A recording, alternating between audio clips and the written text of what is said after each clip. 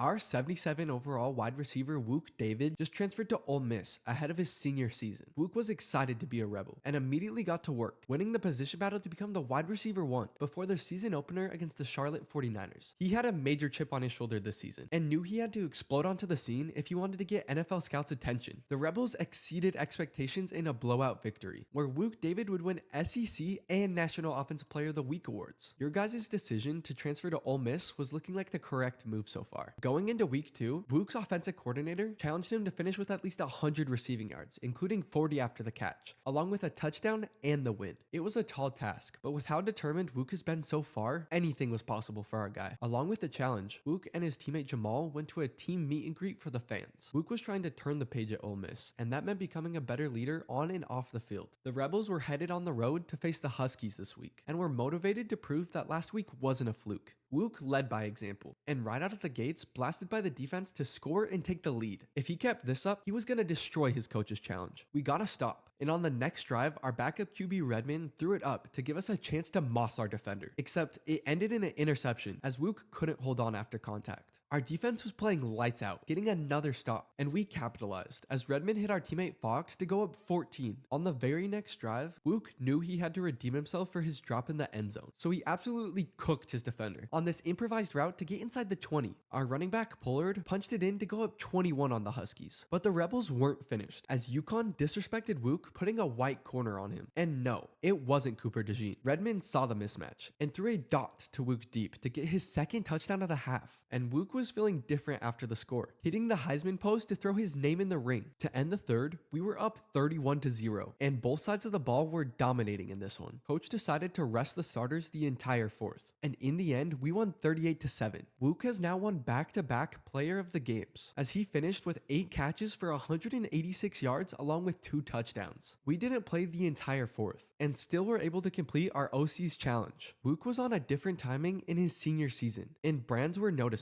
as we got our second NIL deal of the season with Katachi. After completing this one, we'd permanently get +3 short and medium route running, so this was a no-brainer. Wuke felt he needed to change his drip to show that he was moving differently as well. And thanks to chat from the stream, we got Wuke looking right during the bye week. Heading into week 4, Ole Miss was ranked 22nd in the nation. This was the first time Wuke had been on a ranked team in his entire career. The good news didn't stop there, as our star QB, AJ Maddox, was back from injury as well. Will the Maddox to David connection be as special as we all hoped it'd be? Find out against Oregon State in the next episode.